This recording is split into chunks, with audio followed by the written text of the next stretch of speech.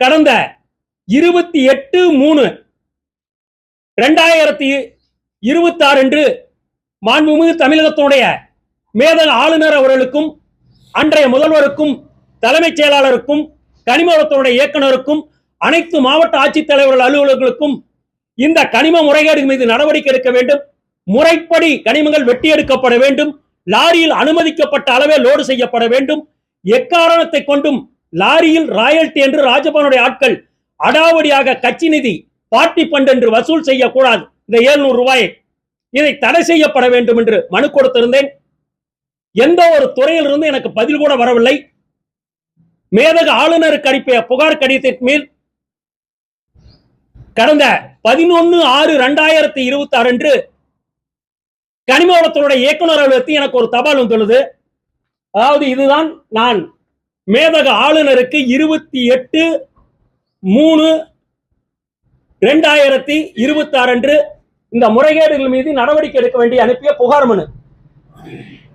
அதற்கு பதிலாக கடந்த 11/6/2026 அன்று கனிம வளத்துறை இயக்குனர் மோகன் அவர்களிடமிருந்து எனக்கு ஒரு தபால் வந்துள்ளது.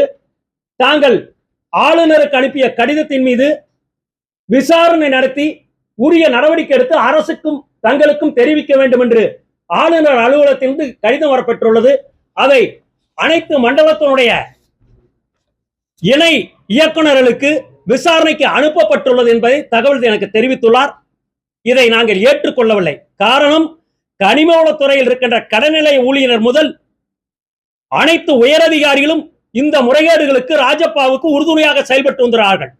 அவர்கள் மீதும் வழக்கு பதிவு செய்து நடவடிக்கை எடுக்கப்பட வேண்டும் என்றுதான் எங்களுடைய பிரதான கோரிக்கை. எங்களுடைய புகாரை குற்றம் சாட்டப்பட்டவரை விசாரித்தால் நியாயம் கிடைக்காது.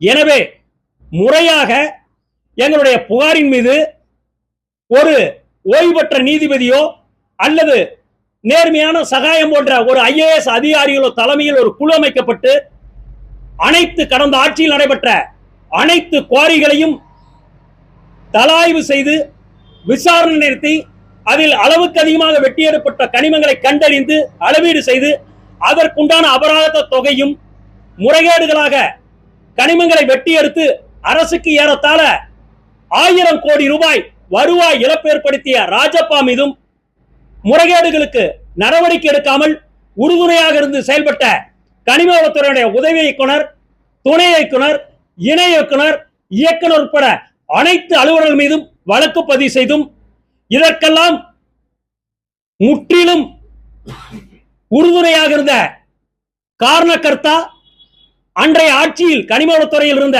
அமைச்சராக பொறுப்பு வகித்த மூத்த அமைச்சர் துரைமுருகன் மற்றும் ரகுபதி அவர்கள் மீது வழக்கு பதிவு செய்து விசாரணை நடத்தப்பட வேண்டும் என்பதுதான் எங்களுடைய பிரதான கோரிக்கை. எப்பவுமே தமிழ்நாட்டிலே கனிம கொள்ளை அதிகம் நடக்கிறது கரூர் மாவட்டம். ஏன்னா அங்க மாண்புமிகு முன்னாள் அமைச்சர் செந்தில் பாலாஜி இருக்கிறார். அவருடைய ஆசையோட தான் நல்லா நடக்குது. இப்ப பாத்தீங்கன்னா கிராவலை பொறுத்த வரைக்கும் நாங்க தகவல் உரிமை சட்டத்தில் கேட்டிருக்கோம். ஒவ்வொரு மாவட்டத்துக்கும் கரூர் மாவட்டத்தில் கேட்டீங்கன்னா நான் எத்தனை குவாரிகளுக்கு, அதாவது கிராவல் குவாரிகளுக்கு அனுமதி வழங்கப்பட்டுள்ளது கனிம வளத்துறைக்கு தகவல் உரிமை சட்டத்தில் மனு செய்திருந்தேன். 2 குவாரிகளுக்கு மட்டும் அனுமதி கொடுத்துள்ளதாக தெரிவித்துள்ளார்கள். ஆனா ஏறத்தாழ 120க்கும் மேற்பட்ட குவாரிகள் அனுமதி இல்லாமல் இயங்கி வருகின்றன. தினசரி ஆயிரக்கணக்கான லாரிகளில் கரூரில் மற்றும் அனுமதிக்கப்பட்ட அளவுக்கு மேல் அனுமதி பெறாத இடங்களிலும் கிராவல் மண், சவுடு மண் வெட்டி எடுத்துள்ளார்கள். இதுதான் குறிப்பா சொன்னீங்கன்னா கரூர்ல மட்டுமே ஒரு 100 கோடி ரூபாய் இந்த கனிம வள கொள்ளை நடைபெற்றிருக்கிறது. அது தமிழ்நாட்டில் ஒட்டுமொத்த எத்தனை குவாரி கொடுத்த இதுவரைக்கும் எங்களுக்கு தகவல் உரிமை சட்டத்தில் பதில் சொல்லவே இல்லை. கேட்டா இது தடை செய்யப்பட்டுள்ளதுன்றாங்க. ஏன்னா சொன்ன உண்மை தெரிஞ்சு போயிருன்னு தோராயமா பாத்தீங்கன்னா தமிழ்நாட்டில் பாத்தீங்கன்னா ஒட்டு மொத்தமாவே ஒரு 100 to 120 குவாரிக்கு அனுமதி கொடுத்திருக்கலாம். இது நான் சொல்ற கிராவல் சவுடு. ஆனா 500க்கும் மேற்பட்டவங்க அனுமதி இல்லாம ஓடுது. இது மட்டுமல்ல, ஜல்லி கிரஷர் எம்சாண்ட் தயாரிக்கலாங்கல்ல, கிரஷர் குவாரி எல்லாம் பாத்தீங்கன்னா கடந்த ஆட்சியில ரினியூலுக்கு போனீங்கன்னா கல்குவாரி கிரஷர் உரிமையாளரிடம் 10 லட்சம் ரூபாய் பார்ட்டி பண்ட் என்று வசூல் செய்கிறார்கள். ஏன்னா இன்னைக்கு கல்குவாரி கிரஷர் உரிமையாளர் வெளியில் சொல்ல பயப்படுகிறார்கள். இப்ப நாங்களே பாருங்க, இப்ப நீங்க நினைக்கலாம், அதாவது இன்று மட்டும் இல்ல, ஜூலை மாதம் அனைத்து அதிகாரிகளுக்கும் இந்த முறைகேடுகள் மீது நடவடிக்கை எடுக்க வேண்டியும் எல்லா தருணங்களிலும் நாங்கள் புகார் கொடுத்திருக்கோம். இந்த ராயல்டி பார்ட்டி ஃபண்ட் வசூல் செய்து தடை செய்யப்பட வேண்டும் என்று அனைத்து அதிகாரிகளுக்கும் பதிவு தபால் அனுப்பியுள்ளோம். இன்னும் சொல்லப்போனால் இந்த ராஜப்பா தரப்பிலிருந்து பல முறை எங்களுக்கெல்லாம் கொலை மிரட்டல் கூட வந்துள்ளது. மாண்புமிகு முதல்வர் நேர்மையாக வெளிப்படைத்தன்மை ஊழலற்ற ஆட்சி நடத்துவார் என்று எதிர்பார்க்கிறோம். அவர் சொன்னதை செயல்படுவார். அவர் வந்த பிறகுதான் இந்த கனிம வளத்துறை கட்டுப்படுத்துள்ளது. எனவே முதல்வர் எங்களுக்கெல்லாம் உரிய பாதுகாப்பு கொடுத்து எங்களை அழைத்து கேட்டால் 5 ஆண்டு காலத்தில் தமிழகத்தில் எத்தனை கனிம வளங்கள் சூறையாடப்பட்டுள்ளது, எவ்வளவு மொத்தம் சுரண்டப்பட்டுள்ளது தெளிவாக எடுத்து கூற கடமைப்பட்டுள்ளோம். இப்ப இன்னைக்கு இருக்கிற மாண்புமிகு முதல்வர் ஜோசப் விஜய் மாதிரி புகார் தெரிவித்தால் லஞ்சமாக தெரியப்படுத்தலாம் 1 லட்சம் ரூபாய் கொடுக்கின்ற தைரியமா சொல்றாங்க. இன்னைக்கு நானே இவ்வளவு தைரியமா சொல்றேன், இந்த ஆட்சி எனக்கு பொறுப்பாக இருக்கும், முதல்வர் எனக்கு பாதுகாப்பா இருப்பான்ற ஒரு தைரியத்தை தான் சொல்றேன். பார்ட்டி ஃபண்ட் என்பது இது எவிடன்ஸ் எந்த ரெசிப்ட் எதுவும் கிடையாது.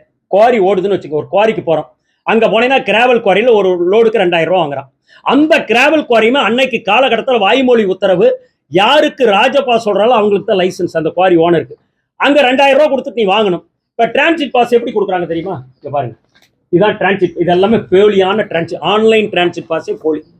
இதெல்லாம் இந்த போலியா கொடுத்து வழக்கில் பதிவு வந்த டிரான்சிட் பாஸ் உங்களுக்கு காட்டுற ஒரு சாம்பிளுக்கு. இதான் நடைச்சீட்டுன்றது, கனிமங்களை எடுத்துட்டு போறப்ப. இதெல்லாம் ஃபேக். இப்ப லாரி டிரைவர்களுக்கு இது ஒரிஜினலா எதுன்னு தெரியுமா சொல்லுங்க? குவாரியில் கொடுக்குறோம், வாங்கிக்கிறோம். நீங்க கேட்ட கேள்வி, அங்க ராஜாப்பாவுடைய ஆட்கள் ஒவ்வொரு குவாரியிலும் இருக்கிறார்கள். அவங்க கிட்ட லோடு எடுத்துக்கிட்டு வெளியில் வர்றப்ப ஒரு யூனிட்டுக்கு 700 ரூபாய் ராயல்ட்டிங்கிறா. ஏன்னா இது பார்ட்டி ஃபண்டு மேல போகுது அப்படிங்கிறா. நாங்க நீங்க சொல்லலாம் வேற வழி இல்லை, எடுத்து கொடுத்தா தான் லோடு கொடுக்குறான். குவாரி அவங்க கட்டுப்பாட்டில் இருக்குது, அரசாங்கம் அவங்க கட்டுப்பாட்டில் இருக்குது. வேற வழி இல்லாம நாங்க லாரிக்கு வாங்கிய தவணையை கட்ட வேண்டும், எங்க குடும்பத்தை நடத்த வேண்டும், எங்களுடைய குழந்தைகளை படிக்க வைக்க வேண்டும். லாரிக்கு வாங்கின மாத தவணை இஎம்ஐ செலுத்த வேண்டும்.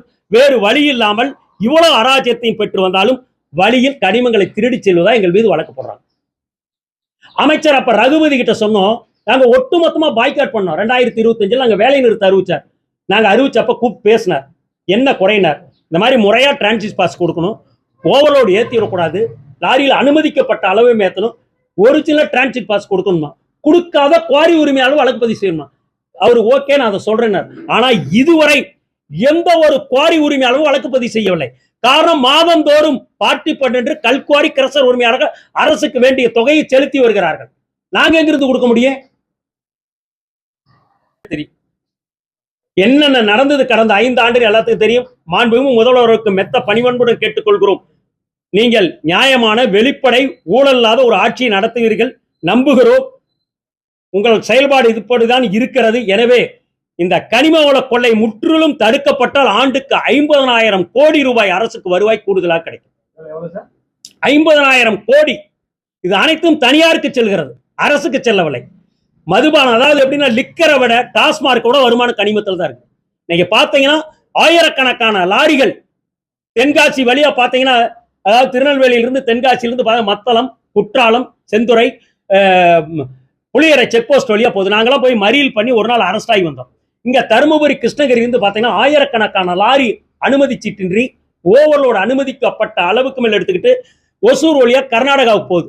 இதெல்லாம் தடை செய்யப்பட வேண்டும். ஆனா ஒன்னே ஒண்ணு, ஆட்சிக்கு வந்து 1 மாத காலத்தில் மாண்புமிகு கனிமவளத்துறை அமைச்சர் துடிப்பாக பிரபு அவர்கள் தென்காசி சோதனை சாவடியில் போய் இரவு நேரத்தில் சோதனை செய்தார். லாரி வாகனத்தின் மீது ஆய்வு செய்தார். ஓரளவுக்கு கட்டுப்பாட்டில் இருக்கிறது. கண்டிப்பாக இந்த கனிம வள கொள்ளை இந்த ஆட்சியில் தடுக்கப்படும் என்று நம்பிக்கையோடு இருக்கிறோம். வெகு விரைவில் லாரி உரிமையாளர் ஓட்டுநருடைய வாழ்வாதாரத்தை பாதுகாத்திட தமிழகம் முழுவதும் கட்டுமான பணிகள் தங்குதடையின்றி நடைபெற, பயனாளியில் குறைந்த விலையில் தரமான மணல் கிடைத்தல அதிக அளவு ஆற்றில் எங்கெல்லாம் மணல் திட்டுகள் தேங்கியுள்ள கண்டறிந்து மணல் குவாரி இயக்க வேண்டுகிறோம். இந்த பார்ட்டி ஃபண்ட் என்பது முழுவதும் தடை செய்யப்பட வேண்டிய ஒன்று. ராஜப்பா, அன்றைய கனிமவளத்துறை அமைச்சர் பொறுப்பு வகித்த துரைமுருகன் மற்றும் ரகுபதி அவர்கள் மீது வழக்கு பதிவு செய்து நடவடிக்கை எடுக்க வேண்டுகிறோம்.